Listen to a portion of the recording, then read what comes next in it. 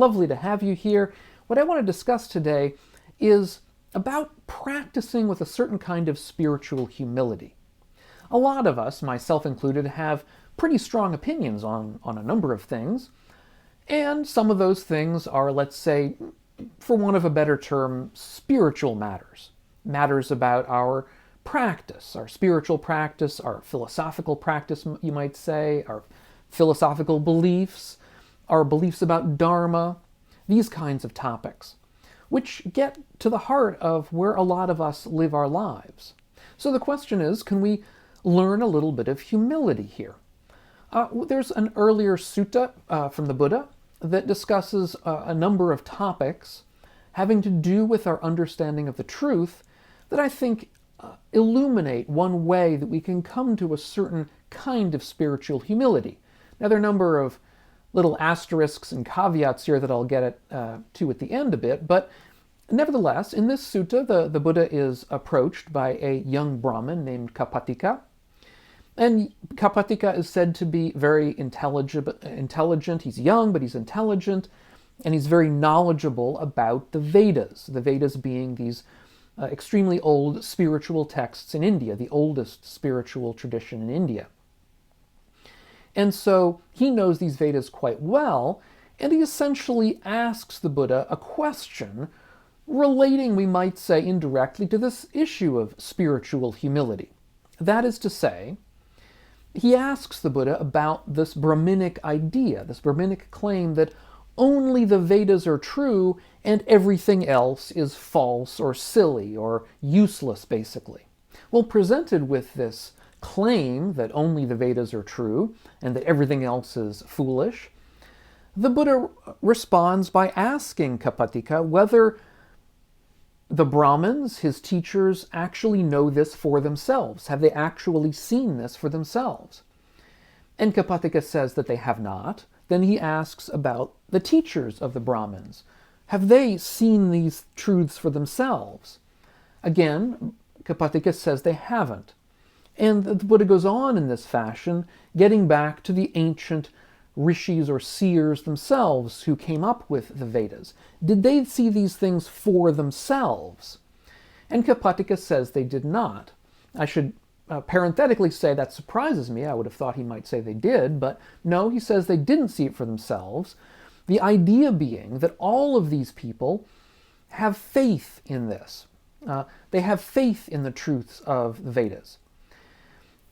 But having that faith, that blind faith, is not sufficient here.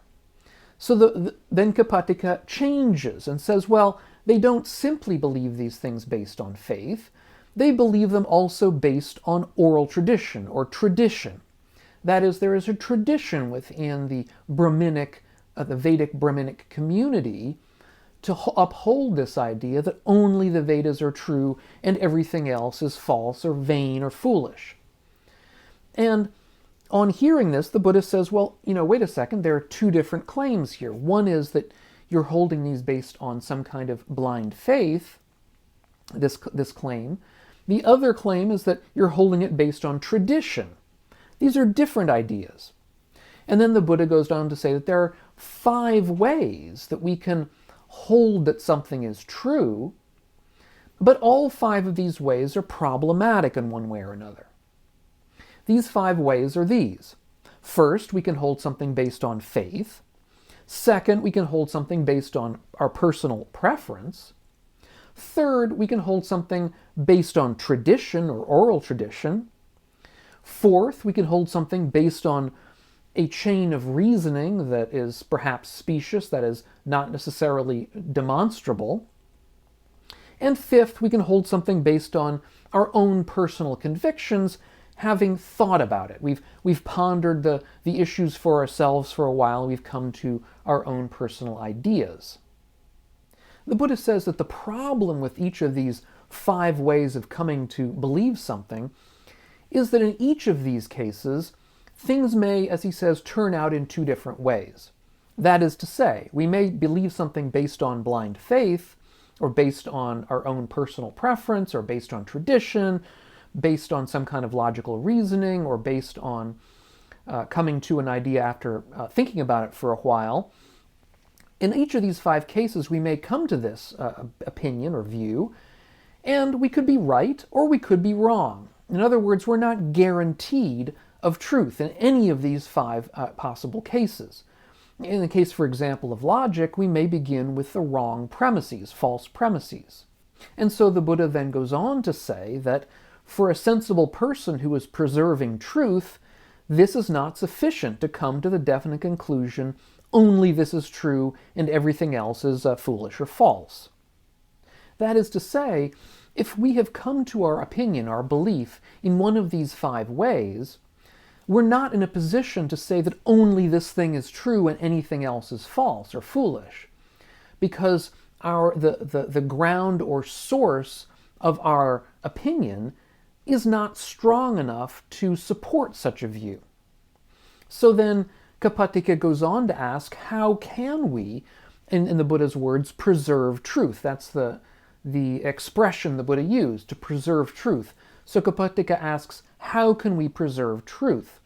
And the Buddha essentially says that we preserve truth by being intimately aware, we might say, through mindfulness meditation, being intimately aware of the source of our beliefs. Where does our belief really come from? The Buddha says, if a person has faith, they preserve truth by saying, such is my faith. But they don't yet come to the definite conclusion, only this is true and everything else is foolish. If a person has a preference, or has received an oral tradition, or has reasoned about something, or has accepted a view after contemplation, they preserve truth by saying, such is the view I've accepted after contemplation, and so forth. But they don't yet come to the definite conclusion, only this is true and everything else is foolish. For the Buddha, the only way to really come to know something in a spiritual sense is to see it directly for ourselves. All the rest, all the other ways, are basically forms of hearsay. They're indirect ways of coming to know something. A lot of people nowadays, indeed even a lot of Buddhists nowadays, claim to have a lot of views about spiritual matters that they gain based on hearing it from somebody else or reading it in a text and so on. And the point that the Buddha is making here is that's not sufficient for claiming that only this is true and everything else is false. It's perfectly fine, of course, to say, this is a view that I've come to after hearing it from somebody, or after reading it in a text, or after thinking about it for myself, but that is a subtly different and, let's say, more humble kind of expression than to say that only this is true and everything else is false. So what I'm saying here is that the teaching is, to a large extent, a teaching in what we might term spiritual humility. The contemporary Buddhist scholar Peat describes this as the most important rationale for religious tolerance and interfaith dialogue. And he goes on to say, we can only be spiritually liberated by our own direct knowledge, that is, personal experience. In the meantime, it's all right to suspend judgment and use what we know to plan and take the next careful step in the right direction to liberation. That is to say, if we haven't seen these truths for ourselves, it's fine for us to suspend judgment in them, to continue walking along the path, utilizing those strategies that we've found useful in the Dharma, and suspending judgment about ones that we have not yet seen, until we see them. However, it is important also to keep in mind that the Buddha does say that we can find spiritual truths out for ourselves. That is to say, we can actually come to know spiritual truths, and this goes somewhat beyond the issue of humility that I discussed before, although perhaps it goes hand in hand with it. But the Buddha gives, in this same sutta that I've been describing with Kāpaṭhika, he goes on to give us a path by which we can come to know these truths. That path begins with our searching out an appropriate teacher.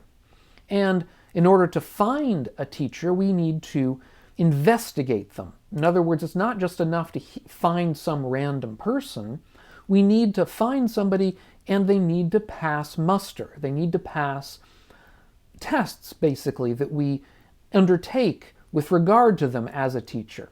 And I've discussed these kinds of tests that we can give our teacher in a prior video. I'll leave a link to that down below in the notes.